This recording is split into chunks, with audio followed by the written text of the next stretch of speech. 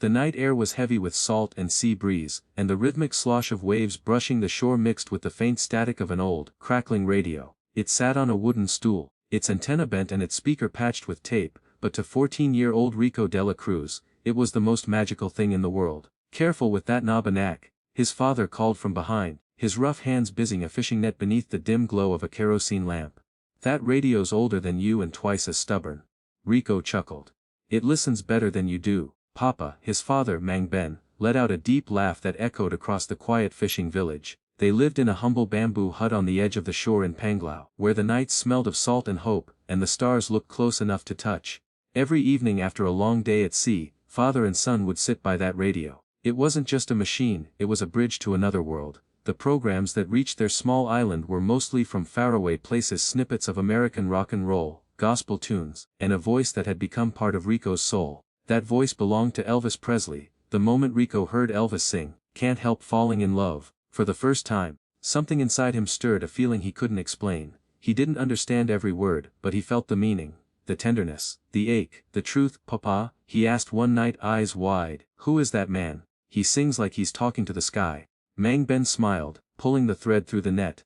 "That's Elvis. They called him the King. I used to hear his songs when I worked in Manila long ago. People said his voice could heal hearts." Rico listened closely as the song faded, replaced by the sound of gentle static. The waves outside continued their eternal rhythm, and in that moment, the boy made a quiet promise to himself: he would learn to sing like that. From then on, the radio became his teacher. Each night, while other children slept, Rico would stay awake, repeating every line Elvis sang. He didn't have a phone, no YouTube tutorials, no karaoke machine, just his ears, his heart, and a deep desire to capture what he felt when that voice filled the room. He learned by mimicking, by closing his eyes and letting the rhythm flow through him. Sometimes, his father would pause his work and listen. "You sound more like Elvis than Elvis himself," he'd tease, shaking his head. But Rico didn't sing to impress anyone. He sang because it made him feel alive. His mother had passed away when he was 6, leaving only her smile and an old necklace she used to wear, a small silver treble clef. Whenever Rico sang, he wore it around his neck. It reminded him of her warmth and the lullabies she once hummed while cooking breakfast. He imagined that maybe, somewhere beyond the stars, she could still hear him. The villagers soon began to notice. It started when one fisherman, hearing a melody drift through the night, followed the sound and found Rico singing by the lantern. Then others began to stop by. Children, mothers, even the elderly would gather around their small hut as the boy sang Elvis songs with a sincerity that cut through language barriers. "Sing the one about love again?" little Marites would call. "You mean love me tender?" Rico would grin shyly and start to sing, his voice soft and soulful. The audience would fall silent. Some smiled, some wiped away tears. For a few minutes, it didn't matter that they were poor or tired, or far from the bright cities. The boy's voice lifted them above all that. One evening, as Rico finished a song, his father placed a hand on his shoulder. "Anak," he said gently, "do you know why Elvis sang the way he did?" Rico shook his head. "Because he sang for people who felt forgotten. He reminded them they still mattered." The words stayed with him. From then on, every song Rico sang wasn't just a song, it was a message. For the tired fisherman, the lonely widow, the hungry child. Through his music he wanted them to feel seen. Still, Rico never imagined his voice would travel beyond their shores. One night, while he sang, "Can't Help Falling in Love," a group of tourists passing by stopped to listen. One of them, a young woman with a camera, recorded him quietly, her eyes wide with disbelief. "That voice, it's like hearing Elvis again," she whispered. Rico didn't notice. He was lost in the song, his eyes closed, the wind catching his voice and carrying it over the sea. Afterward, the woman approached him. "That was beautiful," she said softly. "You have a gift." Rico blushed. Compliments embarrassed him. "Thank you, Mum," he replied in halting English. "I just sing for my papa." But she only smiled and said, "Keep singing. The world needs to hear you." The next morning, she was gone, off to another island, another adventure. Rico thought little of it. He went back to his routines, helping his father fixing nets and singing by the shore. Yet, unknown to him, that single night, the sound of his voice carried by the wind, was already traveling farther than he could ever imagine. Back home, as the sun rose, Rico sat beside his father, watching the sea glow gold. "Papa," he said quietly, "do you think Elvis would have liked my singing?" Mang Ben looked at his son and smiled, his eyes misty. "He would have been proud, Anak. Because when you sing, you don't just sing words, you sing with your heart."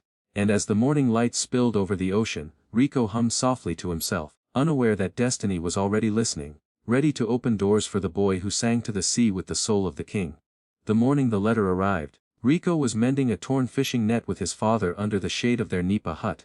The sun was already high, glinting off the waves like scattered diamonds, and the air was thick with the smell of salt and freshly caught fish. Life in the small coastal village of Panglao was simple, predictable even. But that day would be anything but ordinary. A tricycle rattled to a stop in front of their hut. The postman, sweating through his uniform, waved a white envelope in the air. "Rico de la Cruz," he called. Rico frowned, brushing sand off his hands. Me. He rarely got letters, he didn't even know anyone outside the island. "Looks like it's from America," the postman said, grinning. "Maybe your singing has reached the stars."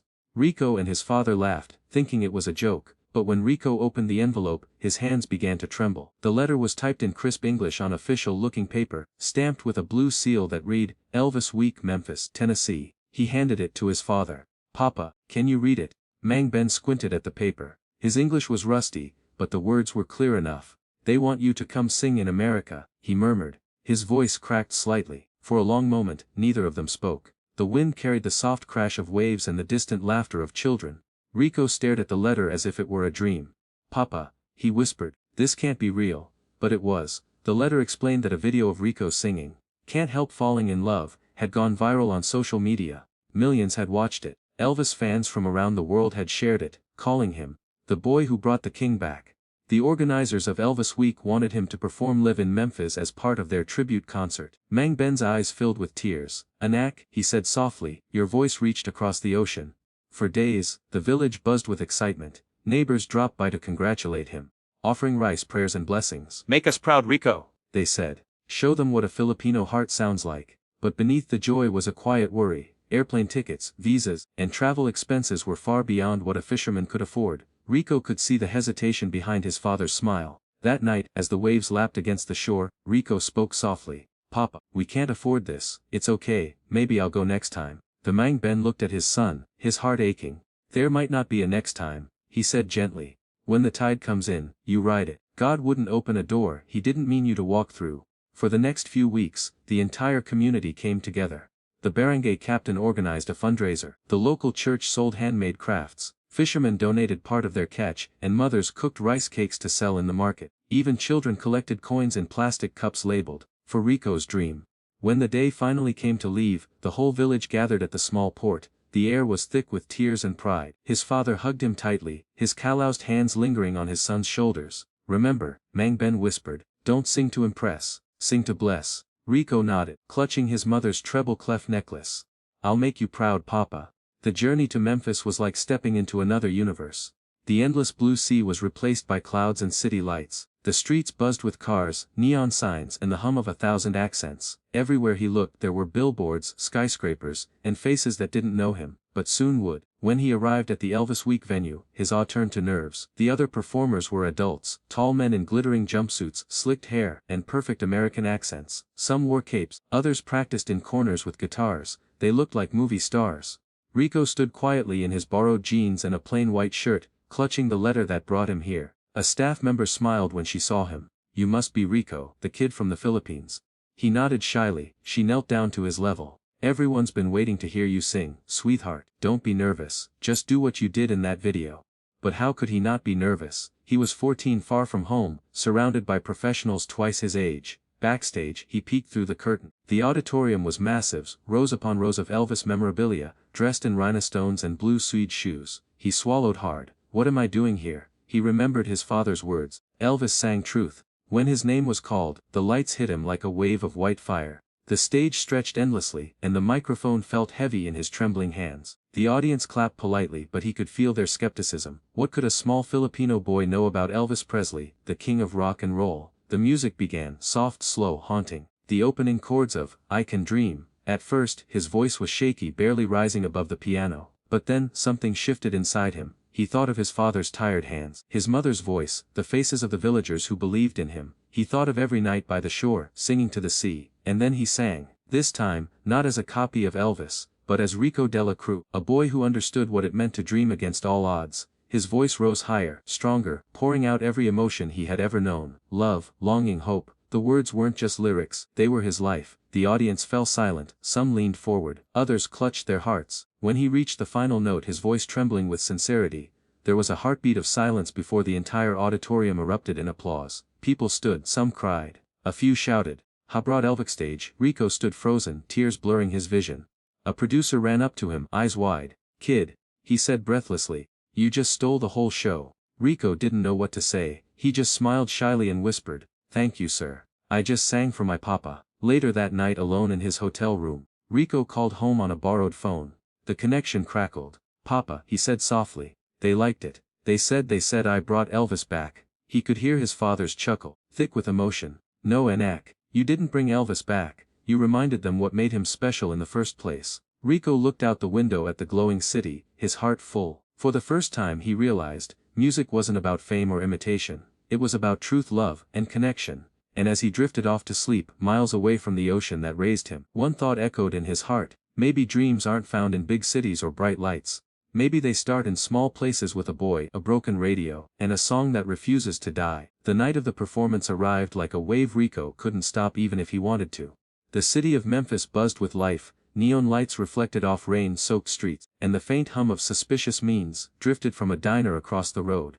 The air carried the scent of barbecue and history, and every poster on Beale Street bore the same proud face: Elvis Presley, the king. Rico stood backstage clutching his mother's silver treble clef necklace, his palms slick with sweat. His plain white shirt and faded jeans stood in stark contrast to the rhinestone-studded jumpsuits that shimmered around him. Grown men with sideburns and swagger practiced in front of mirrors, adjusting scarves, curling lips, and lowering their voices into Elvis like drawls. He tried to breathe, but every sound, every laugh, every echo, made his heart race faster. A stagehand passed by and gave him an encouraging smile. "You nervous, kid?" Rico nodded, unable to speak. "Good," the man said. "Means you care." Rico smiled faintly. He remembered his father's words: sing to bless, not to impress.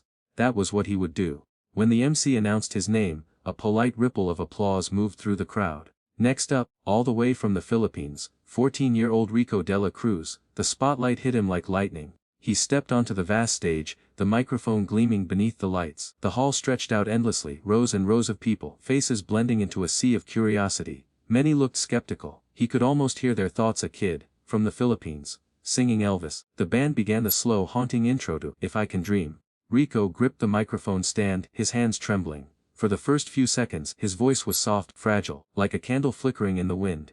There must be lights burning brighter somewhere. A few heads tilted in curiosity. He closed his eyes. Behind his eyelids, he saw his father, sitting by the shore with his mending net, listening to the old radio. He saw the faces of the villagers gathered under the stars, listening to him sing barefoot by the sea. He felt the ache of his mother's absence, the hope of his father's love, and the promise he had made, to sing with truth. Something inside him shifted. When he opened his eyes again, the fear was gone. His voice grew stronger, richer, each note infused with every ounce of emotion he had carried from home. As long as a man has the strength to dream, he can redeem his soul and fly. The audience stilled. The sound that filled the hall wasn't mimicry, it was soul. It was heartbreak and hope woven into one pure sound. His small frame seemed to grow larger under the light, his voice filling every corner of the room. Cameras zoomed in, people leaned forward. Some of the old Elvis fans in the front row had tears glistening in their eyes. By the second verse, the band members were exchanging looks of awe. Even the host, who had been half distracted, now stood frozen, his mouth slightly open. Rico sang like a storm breaking after years of silence, raw, real, unpolished, and utterly alive. When he hit the final line, "While I can think, while I can talk, while I can stand," his voice trembled but never broke. "While I can dream, please let my dream come true." The last note hung in the air like a prayer. For a long, breathless moment, there was silence. You could hear the faint hum of the speakers cooling down. Then, the crowd erupted. It wasn't just applause, it was an outpouring.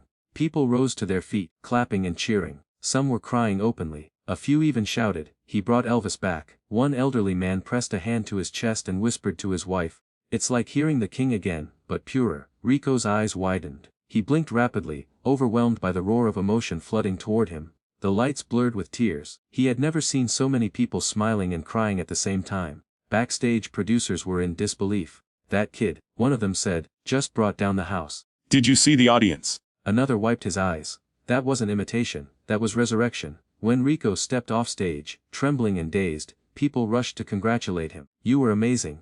How old are you again? Where did you learn to sing like that?" He could barely answer.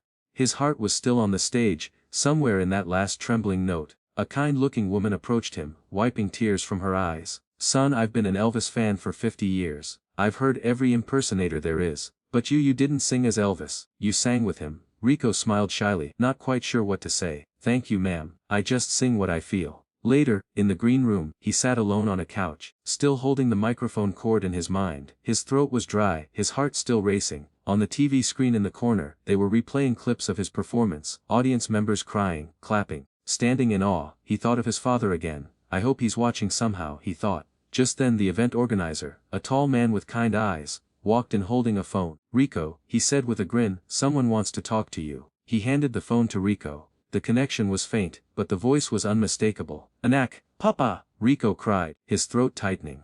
I saw you my boy, Mang Ben said. The whole barangay is watching on Facebook. Even the mayor came to our hut. Rico laughed through his tears. They liked it Papa. They said I brought Elvis back. Mang Ben chuckled softly. No Anak, you didn't bring Elvis back. You reminded them why he sang. You reminded them what it feels like to believe.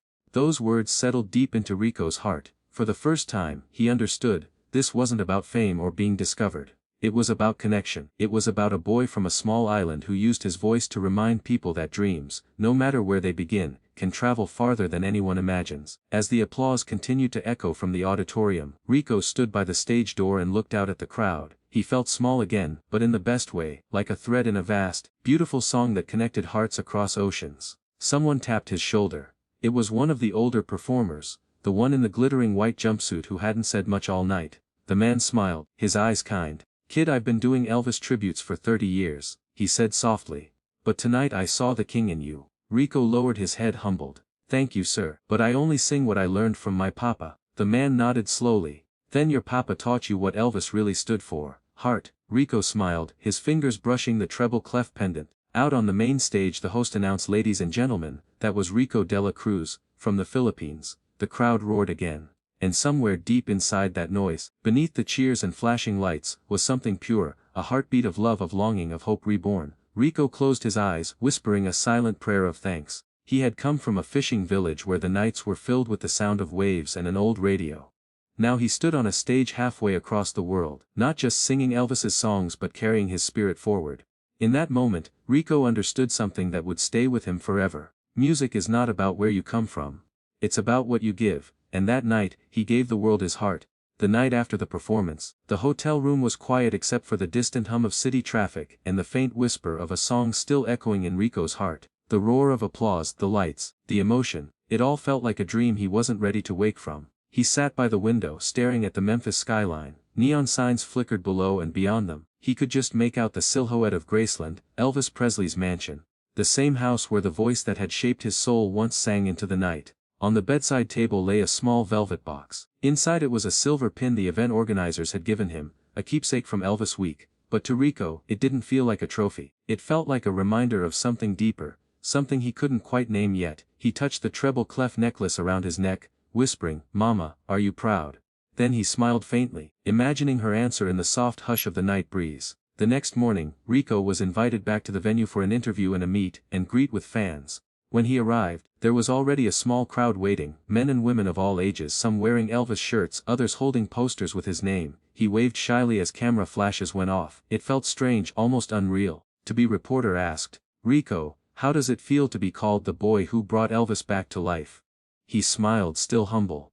"I don't think I brought him back," he said softly. "I just sang what I feel. Maybe Elvis was already there, in everyone's hearts. I just helped them hear it again." The crowd applauded, touched by his sincerity. But as the excitement faded and people slowly drifted away, a small, frail-looking woman remained at the back of the room. She wore a soft blue shawl and clutched a faded photograph in her wrinkled hands. Her eyes, a clear gray blue, shimmered with tears as she approached. "Rico," she said, her voice trembling. He turned, startled by her gentle tone. "Yes ma'am." She smiled, though her lips quivered. I just wanted to thank you." She extended the old photograph toward him. It showed a much younger woman standing beside a group of musicians on a dimly lit stage. Beside her, unmistakable even in black and white, was Elvis Presley himself, smiling with a guitar in hand. "My husband," she whispered, touching the edge of the photo. "He was one of Elvis' backup guitarists. They toured together for years." Her voice broke slightly.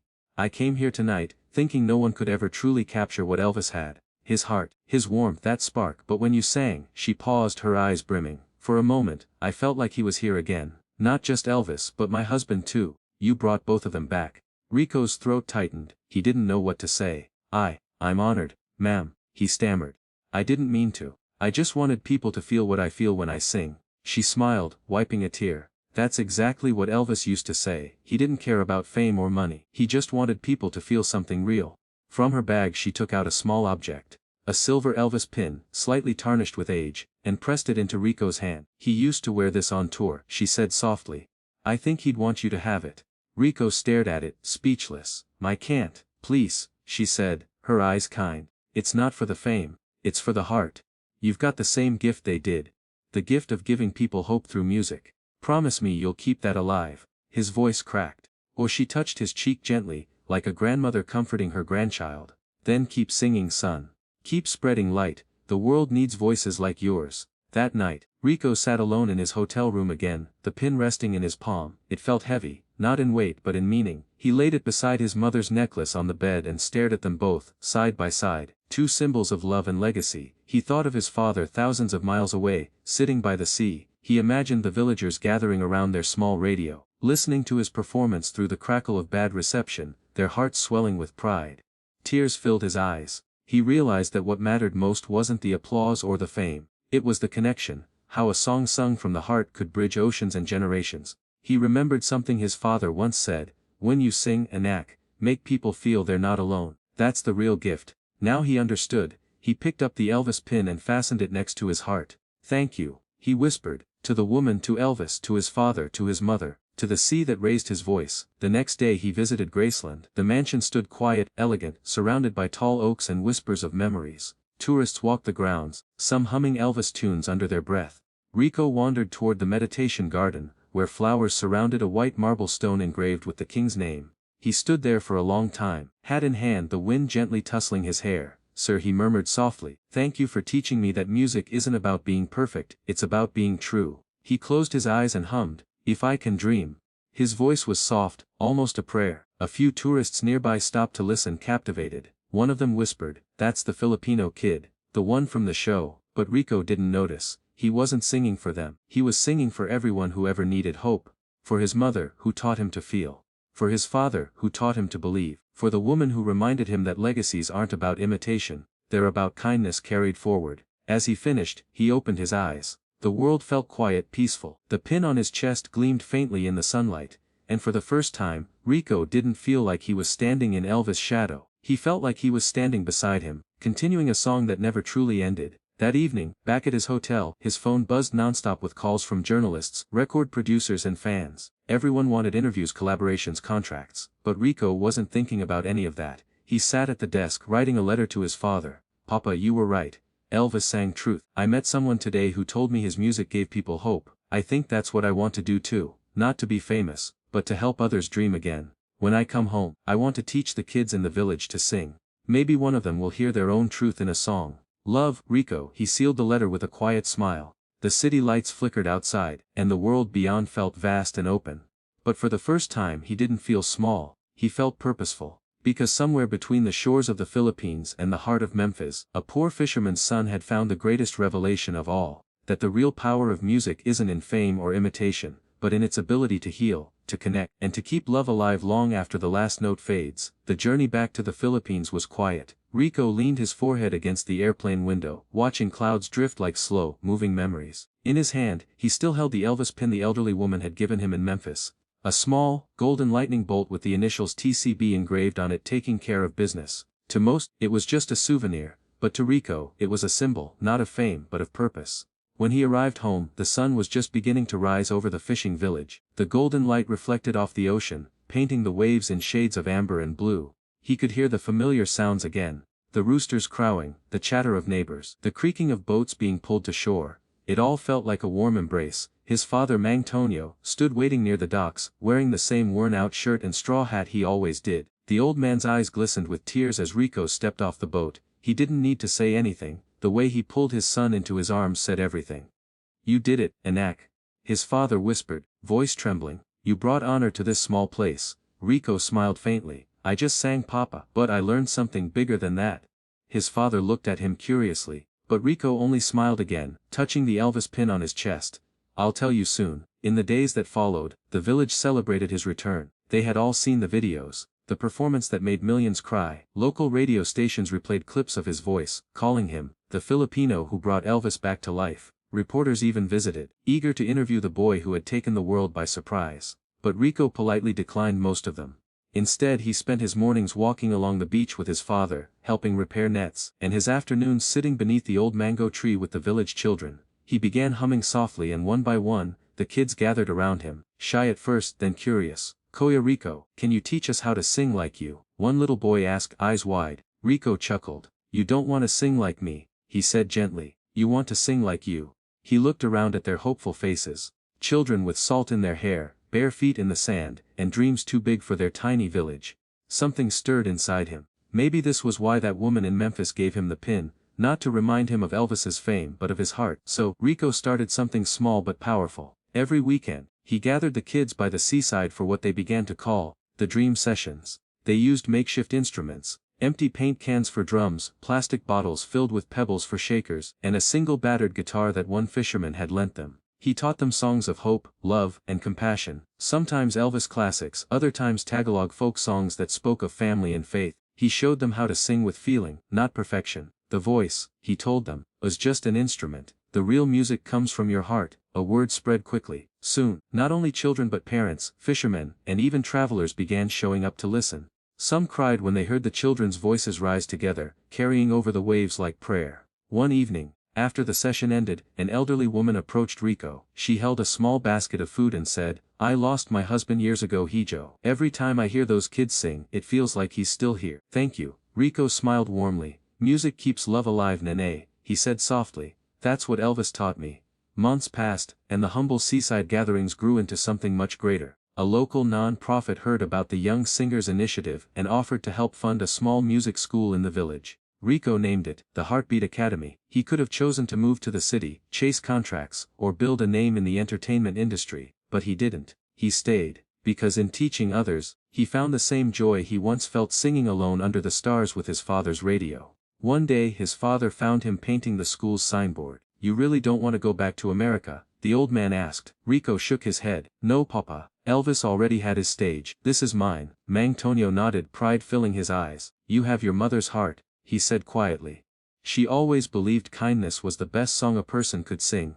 Rico smiled, the wind brushing through his hair as he whispered, "Then I'll keep singing, Papa. For her, for everyone." Years later, Rico's school would produce dozens of young singers and musicians who went on to perform not for fame, but for purpose. Orphanages, and small villages across the islands. He often told them, when Elvis sang, people listened, but when you sing for love, people feel. That's what truly changes the world. And sometimes, when he sang alone at night, he'd imagine Elvis smiling somewhere beyond the stars, proud not that someone could imitate his voice, but that someone had understood his heart. One rainy afternoon, as thunder rumbled over the sea, Rico sat by the window of his modest classroom. On the desk beside him lay the golden Elvis pin, still shining softly after all these years. He picked it up and smiled. He had once thought it was a token of greatness. Now he knew it was a reminder of something far deeper. That the truest voices aren't the loudest or the most famous. They're the ones that heal. He looked out toward the children laughing and running through puddles outside. Their songs filled the air, blending with the rhythm of the rain. Rico closed his eyes and whispered, "Thank you, Elvis, for the music, the love, and the light." The story of the boy who brought Elvis back to life didn't end on a grand stage or under bright lights. It lived on in the laughter of children, in the strum of guitars made from scrap wood, and in the hearts of people who found hope in his music. And somewhere, beneath the same moon that once shone over Memphis and Manila alike, a young man's voice carried across the waves, not imitating the king, but reminding the world that kindness, like music, never dies. Because sometimes, the greatest encore isn't applause. It's the love you leave behind.